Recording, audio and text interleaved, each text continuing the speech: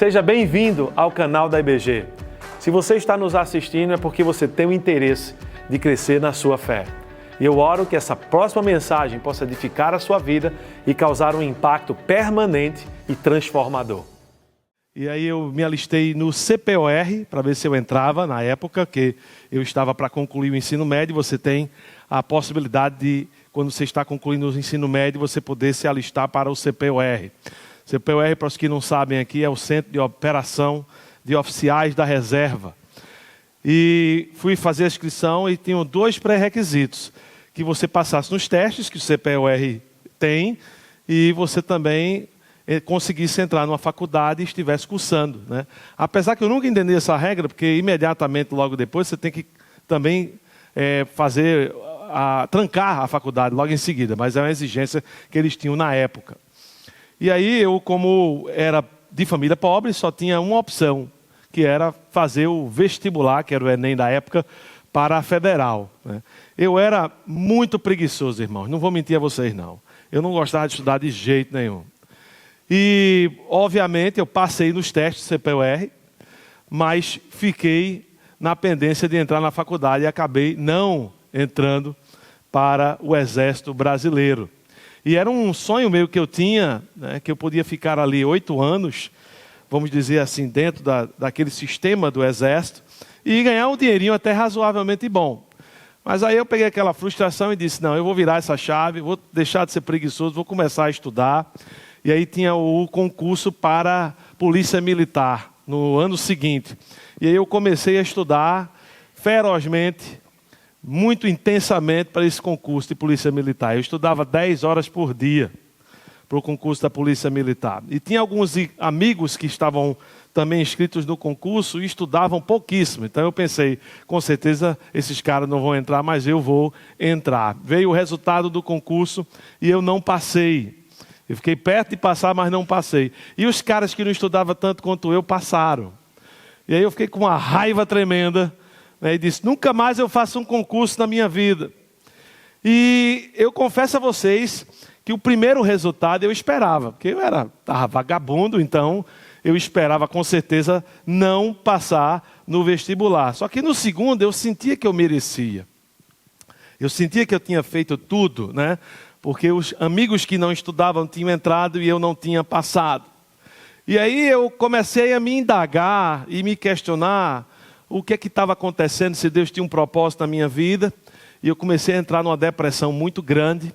E essa depressão muito grande me levou à igreja, aonde eu acabei entregando a minha vida a Jesus. Se não fossem os eventos que me levaram a essa frustração, talvez eu não tinha reconhecidamente feito uma profissão de fé e visto a minha necessidade de entregar a minha vida a Cristo. Não demorou muito, 7 meses depois que eu me entreguei a Jesus Cristo, eu reconheci que Deus tinha um chamado na minha vida e eu comecei a me preparar para esse chamado. Eu conto essa história porque quase todo mundo tem uma história semelhante. O que parecia a pior notícia do dia para você, ou no momento para você, na verdade, foi a porta de entrada para algo que você nunca teria planejado sozinho, nem sequer teria imaginado que Deus tinha para a sua vida. Com Paulo não foi muito diferente. De dentro da prisão, acorrentado, ele escreve nos versículos 12 a 18 do capítulo 1, a seguinte momento na realidade da vida dele. Quero que saibam, irmãos, que aquilo que me aconteceu tem na realidade contribuído para o progresso do Evangelho. Como resultado, tornou-se evidente a toda a guarda do palácio e aos demais que estou na prisão por causa de Cristo. A maioria dos irmãos, por causa da minha prisão, tornou-se confiante no Senhor e anuncia a palavra com maior ousadia e destemor.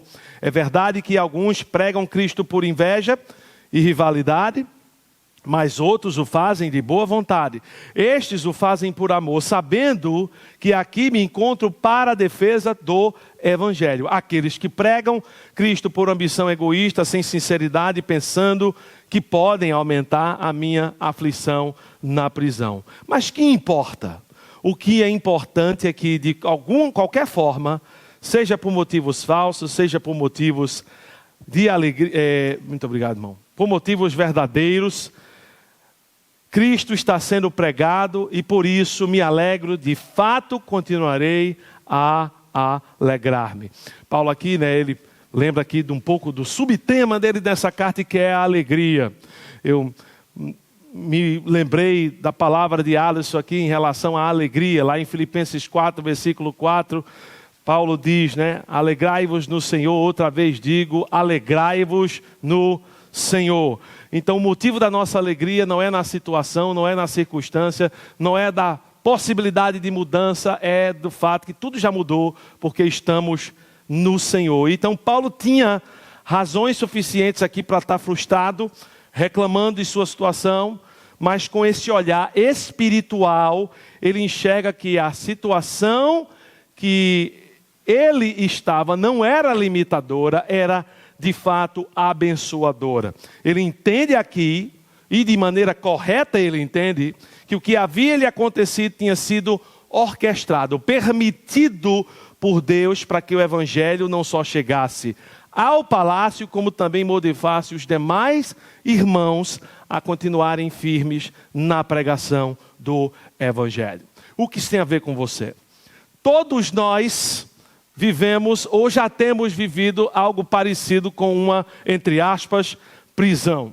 Um diagnóstico inesperado, uma demissão que você não aguardava, um relacionamento que terminou, um plano que você tinha que não deu certo. E o primeiro instinto quase sempre é perguntar a Deus: Senhor, quando é que isso vai acabar? Quando é que o Senhor vai levar isso ao fim? Mas Paulo aqui, ele nos ensina a fazer uma pergunta diferente. E que pergunta é essa? A pergunta é: Senhor, o que o Senhor quer avançar através dessa situação na minha vida? O que o Senhor quer avançar através dessa situação na minha vida?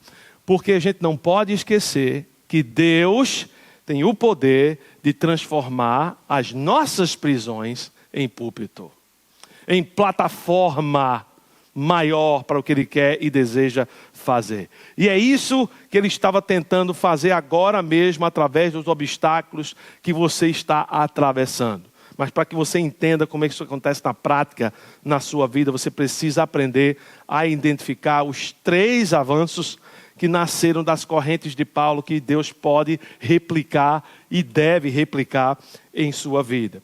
E quando você aprende a enxergar esses avanços no meio do obstáculo que você está passando, você vai destravar aquilo que Deus está tentando fazer através dessa situação na sua vida. E eu quero compartilhar com vocês esses 3 avanços essa manhã. Presta bem atenção, porque Deus tem algo poderoso para a sua vida hoje, nessa manhã. Eu não tenho sombra de dúvida disso. Você veio para cá porque Deus queria que você estivesse aqui. Por esta razão aqui. O primeiro avanço que nós enxergamos aqui, e Paulo nos descreve, é o avanço que alcança o palácio. O avanço que alcança o palácio. Ele descreve esse avanço nos versículos 12 e 13. Quando diz: quero que saibam, irmãos, que aquilo que me aconteceu tem na realidade contribuído para o progresso do evangelho. Como resultado, tornou-se evidente a toda a guarda do palácio e aos demais que estou na prisão por causa de Cristo. Quando eu leio esses 2 versículos, uma palavra meio que salta da página da palavra para mim. É a palavra progresso. E a palavra grega progresso, ela era usada no âmbito militar para descrever o meio que um comboio que ia na frente do resto do batalhão e tinha a responsabilidade, quando estava passando por uma mata, a abrir o caminho. Era a turma do foice, né? Era a turma que ia abrindo o caminho. E Paulo está usando aqui esta palavra para descrever que há propósito no que você está passando agora. Uma palavra de avanço militar. Ele usa aqui para descrever a prisão onde ele se encontrava. E aquilo que parecia bloquear o caminho era, na verdade, o que estava abrindo o caminho do evangelho. Foi uma questão de ótica. E durante a primeira prisão de Paulo em Roma, Paulo teve permissão de ter prisão domiciliar. Então ele alugou uma casa ali em Roma, e ali ele ficava acorrentado pelo pulso com outro guarda pretoriano, que era o guarda da elite oficial do imperador, era responsável por fazer a guarda do imperador, foi destacado ali, 24 horas, um soldado para estar com Paulo acorrentado. Então Deus, sabendo que ele não iria ter condições de penetrar no palácio de maneira natural, de maneira permissiva pelo próprio imperador, levou o palácio para Paulo. E ali 24 horas, com audiência cativa, adivinha o que Paulo fez? Pregou a palavra para esses homens. E esses homens começaram a entregar as suas vidas a Jesus. Paulo começou a perceber que Deus tinha um plano em sua prisão. É como uma pedra no meio de um rio. Você já observou uma pedra no meio de um rio? A água, ela não some porque tem uma pedra. Ela não para porque tem uma pedra. A água, ela faz o quê? Ela vai ao redor. Ela faz um outro caminho. Ela encontra caminho. Ela é forçada a abrir um novo caminho ao redor, e muitas vezes um caminho mais largo, mais longe do que jamais alcançaria se ela tivesse um curso simplesmente reto, sem obstáculo. E a prisão de Paulo foi essa pedra. E essa prisão, ele não deteve o evangelho, apenas forçou a abrir um novo canal direto até o coração do império. Paulo colocou esta pedra, porque ele tinha, Deus colocou esta pedra, porque ele tinha um propósito nessa pedra. Uma situação que parece só estar bloqueando a sua vida. Pode ser a situação que Deus está dando para cumprir um propósito através de você. Eu quero que você escute com muita atenção o que eu vou falar para você aqui. Porque Deus deve estar perguntando a você agora nesse exato momento. Quem está observando a mim em meio à dificuldade que eu estou passando? Porque Paulo começou a perceber que tinham pessoas observando ele em meio a esta dificuldade.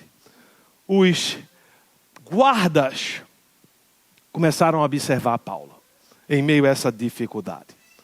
Tem gente na plateia do espetáculo da vida observando a sua vida nesse momento. Sem você perceber, você está influenciando pessoas, negativamente ou positivamente.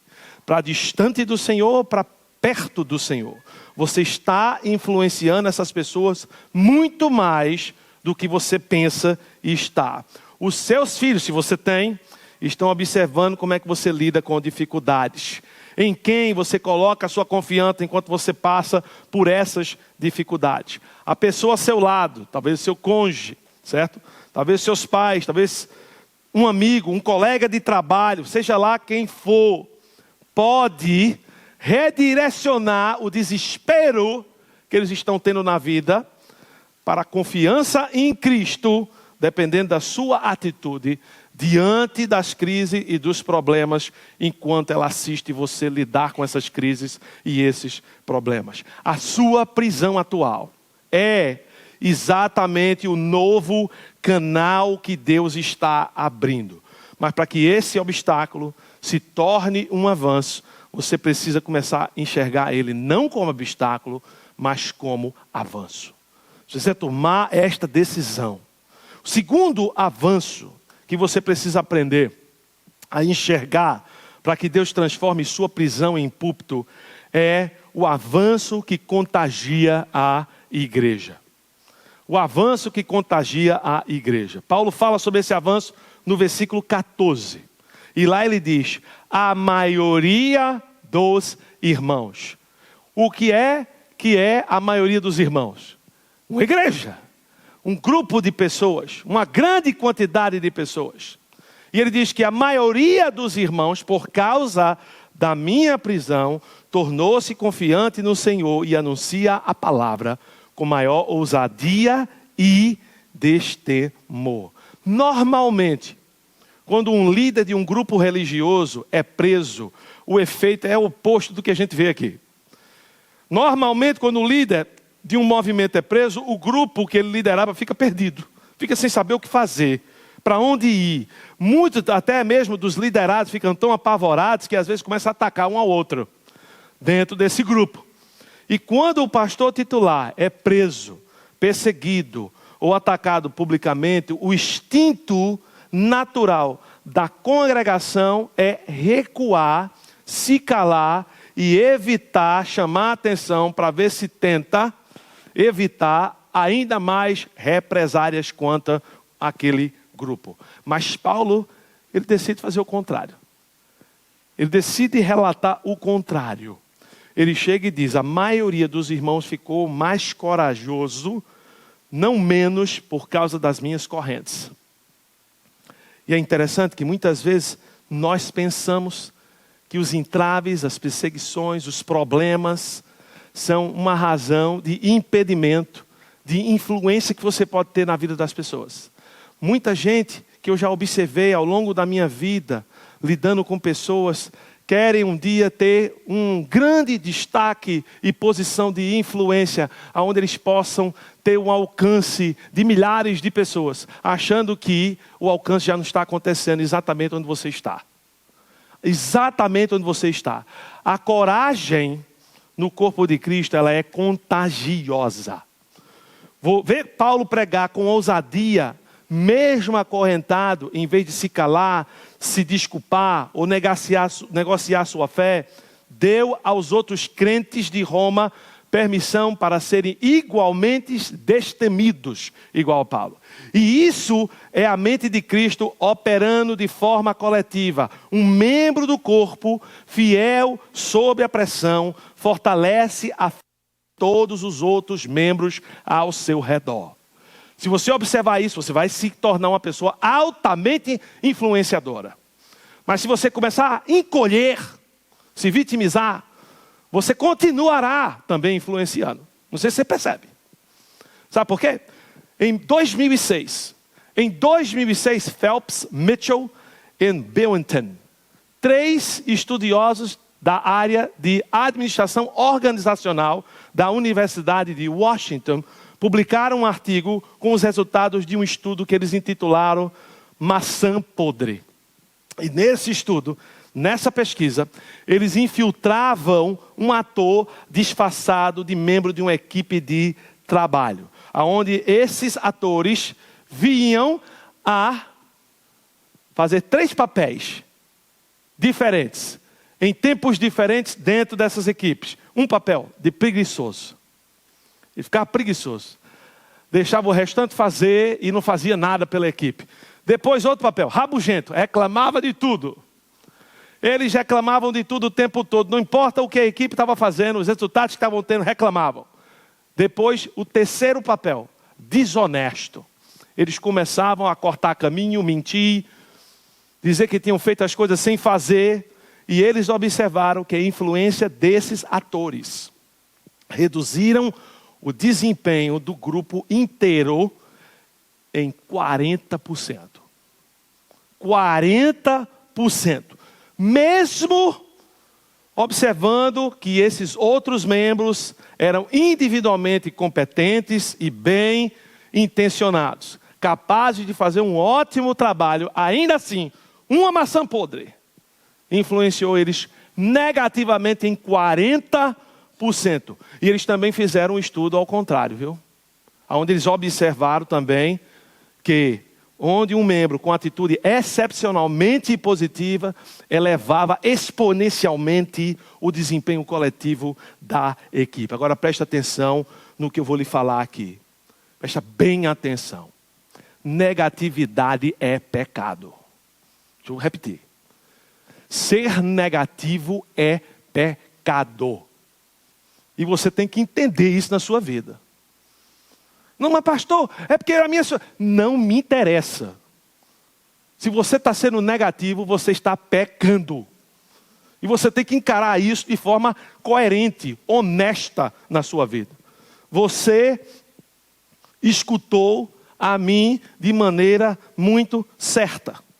A sua atitude pecaminosa é pecado de estar negativamente tentando contaminar a sua família, o seu empenho no trabalho, o seu desempenho da sua equipe, dos seus colegas e talvez, agora presta atenção também de novo aí, é a razão que você está sozinho, porque ninguém aguenta ficar perto de uma pessoa negativa.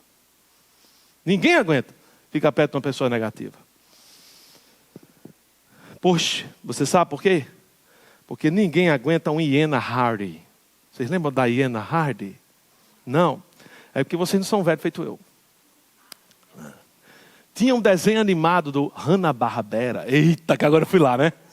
Eu fui lá no fundo do poço da história dos desenhos animados. Chamado Lip e Hardy. Certo? Hardy era a hiena negativa. Tá?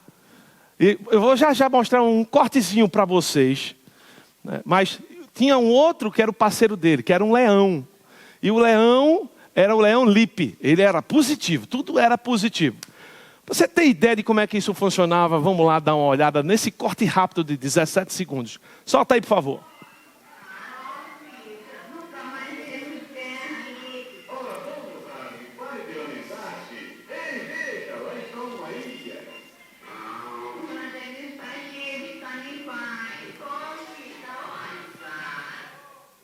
Pronto. Você pode se identificar.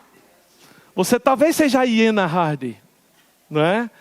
Talvez todo mundo diz a você que você vê sempre tudo que pode dar errado. E eu não estou falando aqui que você não seja uma pessoa realista. Você pode ser uma pessoa realista e mesmo assim ser positivo. Não tem uma coisa, não elimina a outra. Certo? A hiena negativa ou leão positivo. É uma questão de escolha sua. Você que escolhe. Não me importa a desculpa que você vai dar. Se você tem sido negativo, é uma escolha exclusivamente sua. O renomado autor e palestrante americano Zig Ziglar disse o seguinte sobre o pensamento positivo.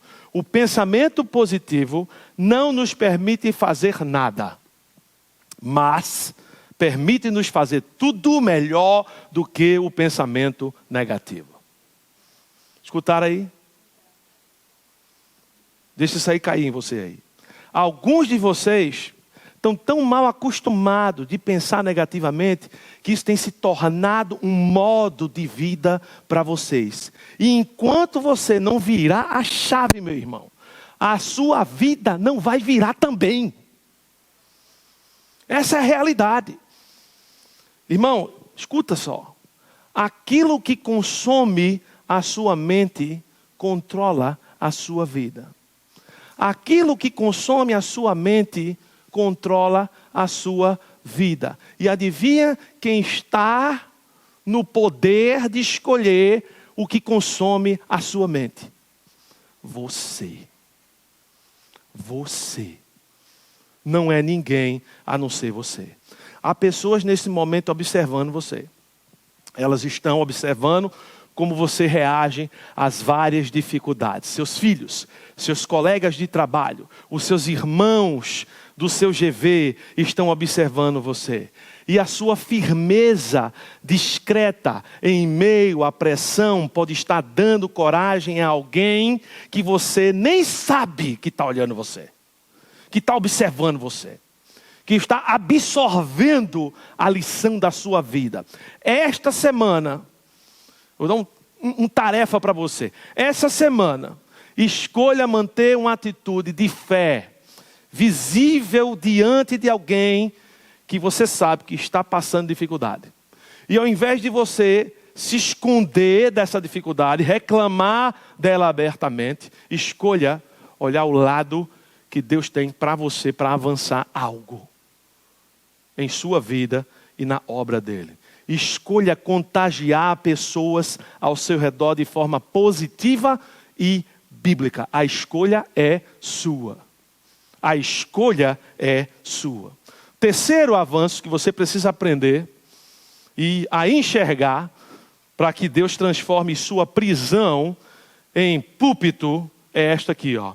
O avanço que supera a motivação. O avanço que supera a motivação. Veja o que Paulo reconhece nos versículos 15 a 18. Eu vou aqui dar uma reduzida, porque fica muito extenso a gente ler esses 3 versículos. 4, na verdade. Mas lá diz: é verdade que alguns pregam a Cristo por inveja e rivalidade, mas outros o fazem de boa vontade. Mas que importa? Cristo está sendo pregado e por isso me alegro. Você sabe que Paulo reconheceu aqui? Ele reconheceu aqui algo muito desconfortável para a gente reconhecer. Ele reconheceu que nem todo mundo que pregava Cristo em Roma fazia por amor genuíno a Cristo. Alguns estavam pregando por inveja, outros estavam pregando para ganhar mais almas do que ele, tentando afligir Paulo em suas próprias correntes, aproveitando da ausência forçada do púlpito para se promover. Só que aí é provável que a parte dessa oposição viesse dos judaizantes, aqueles crentes messiânicos, que estavam desconfortáveis em reconhecer um prisioneiro como líder, né, legítimo do movimento da igreja Corpo de Cristo. E aí a revelação dada a Paulo incomodava eles, essa revelação. E aí, obviamente, eles pegavam todas as oportunidades, né, para afligir Paulo. E essa resistência a um mensageiro com uma comissão singular que foi dada a Paulo, não é algo que só acontece com Paulo. Até hoje, tem gente que não gosta dessa ênfase paulina que esse texto aqui proclama. Até hoje. Então, você tenta falar, tem gente que xinga você, chama você de herege, faz um monte de coisa. O tempo todo. Mas note a resposta de Paulo. Qual é a resposta de Paulo? Ele responde de maneira bem curtinha. Mas que importa? Mas que importa? Ele não estava dizendo que a motivação dessas pessoas não importavam. Mas a gente sabe que em outras cartas, né, ele confronta duramente o erro doutrinário de você pregar o evangelho errado. Lá em Gálatas 1, versículo 6 a 8, ele diz: admiro de que vocês estejam abandonando tão rapidamente aquele que os chamou pela graça de Cristo, para seguirem outro evangelho, na realidade não é o evangelho. O que ocorre é que algumas pessoas os estão perturbando, querendo perverter o evangelho de Cristo. Contudo, ainda que nós ou um anjo dos céus anuncie um evangelho contrário ao que anunciamos a vocês, que seja amaldiçoado. Então a gente vê aqui que Paulo levava muito a sério qualquer corrupção do verdadeiro evangelho da graça. Só que aqui, nos versículos 15 a 18 de Filipenses 1, a questão não era doutrina falsa, e sim motivação impura ao proclamar o evangelho genuíno da graça. E diante desse cenário, Paulo escolhe o quê? Escolhe a alegria em vez do ressentimento. Porque o alvo, Paulo não perdia. Ele tinha reconhecido aqui. O alvo era ter Cristo anunciado. Estava acontecendo. Paulo mantém o alvo em foco. O alvo não é pessoas alcançadas com a mensagem que salva e transforma? Não está sendo feito? Então, se os outros estão fazendo por razões erradas, mas o alvo final está sendo alcançado, qual é o problema? E o problema é de quem? O problema é de quem está fazendo pelas razões erradas, que eles respondam a Deus. Vocês conhecem o técnico Mano Menezes? Ele era técnico do Corinthians na época. E na época, ele tinha uns 2 camaradas que estavam tentando minar a liderança dele entre os jogadores. Aí no final do campeonato eles ganham o Brasileirão. Você sabe o que ele faz? Ele não pega o microfone e diz: eu queria agradecer a todo mundo, menos esses 2 cabas safados aqui. Ele não faz isso. Você sabe o que ele faz? Ele agradece todo o grupo e festeja a vitória. Você sabe por quê? Porque um técnico inseguro, ele vai reclamar do crédito perdido. Mesmo eu tendo oposição dentro desse grupo, eu consegui vencer. Isso é um técnico inseguro, isso é uma pessoa insegura. Um técnico maduro só se importa com uma coisa. Qual é a coisa? O time venceu, campeão. O time venceu. Deu certo. A vitória foi conquistada. E foi isso que Paulo fez com o próprio ministério. Ele preferiu ver Cristo anunciado a preferir seu próprio reconhecimento do que estava acontecendo. Agora, eu vou ferir o seu ego aqui. Faz parte do meu trabalho. Certo? Escuta só. Você precisa parar de fazer as coisas e esperar reconhecimento, recompensa e gratidão. Pessoas adultas, saudáveis e maduras, fazem o que tem que ser feito e ponto final. Ponto final. Se você é pai, crie os seus filhos de forma bíblica. Quando precisarem serem disciplinados, discipline-os. Quando eles precisarem serem desafiados, desafie a eles. Quando eles precisarem de um não, dê um bendito de um não. Se voltar para agradecer a você, ótimo. Mas se não voltar e dever cumprido diante de Deus, ponto final. Ponto final. Pare de ficar ofendidinho, porque o seu filho não é mais grato por você. É seu trabalho criar o seu filho. Você sabia disso? É o seu trabalho, é o seu dever. Afinal de contas, quem decidiu ter ele? Ele teve, por acaso, um voto no processo? Não, você decidiu. Agora assuma a bronca, campeão. A bronca é sua. Faça com gratidão a Deus que deu a você. Certo? Você que deveria ser mais grato porque Deus tem feito por você. Mas calma que tem mais, viu? Pare de fazer as coisas pelo seu parceiro esperando algo em troca. Isso não é amor, isso é egoísmo. Isso é egoísmo. Mas pastor, eu faço tanta coisa por ela, eu faço tanta coisa por ele, e nem um obrigado eu escuto. Gente, ó, no mundo perfeito, o bom seria o quê? As pessoas de sua casa vindo a você, prostrando-se aos seus pés e beijando, não é? No mundo perfeito, deveria acontecer assim. Mas adivinha em que mundo estamos? Nós estamos num mundo imperfeito. E pessoas nem sempre agradecem quando deveriam agradecer. Então, se você casou para ouvir um obrigado por cada coisa que você faz, eu sugiro que você mude suas expectativas ou você vai viver frustrado. Você vai viver frustrado. Calma, que eu não acabei. Só estou começando. Se você não serve em um ministério a Jesus, você precisa servir. Você precisa servir. Suas razões para não servir agora, quaisquer que sejam, não são apenas desculpas e você sabe disso. Você sabe disso. Ah, mas eu tive uma experiência tão ruim, tão negativa, tão péssima na última vez que eu estava servindo no ministério, ninguém me reconhecia, as pessoas eram ingratas, o pastor nunca me motivava. Não é?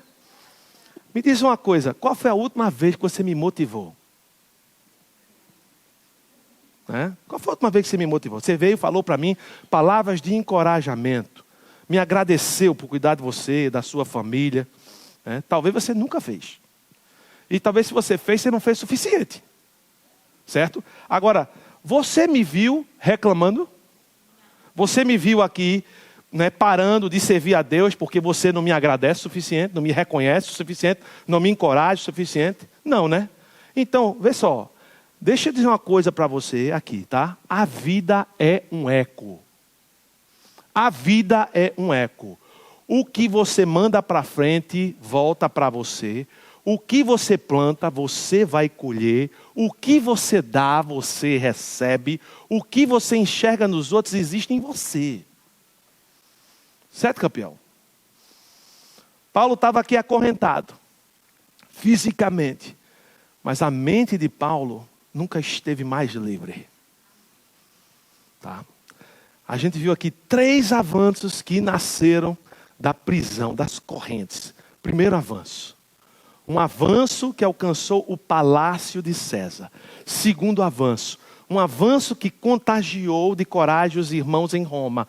E o último avanço. O avanço que superou até as motivações impuras de quem pregava ao lado de Paulo. Em cada um desses 3 avanços, a mesma mente de Cristo, que não buscava conforto pessoal, mas o progresso do evangelho é que governava Paulo.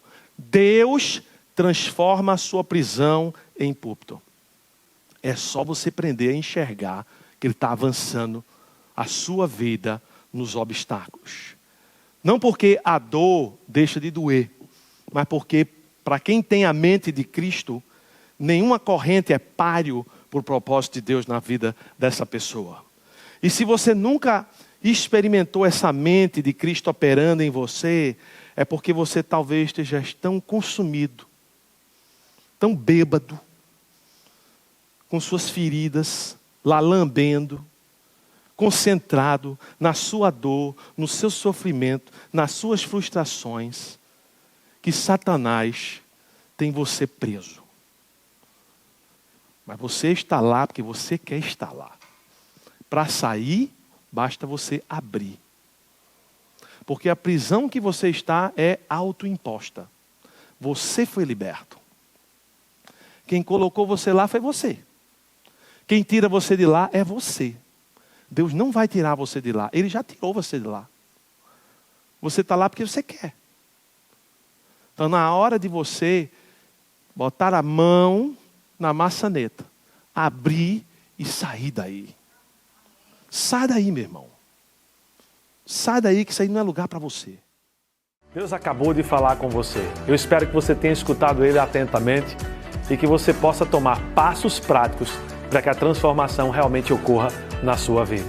Continua voltando aqui, aciona o sininho para continuar crescendo em sua jornada cristã.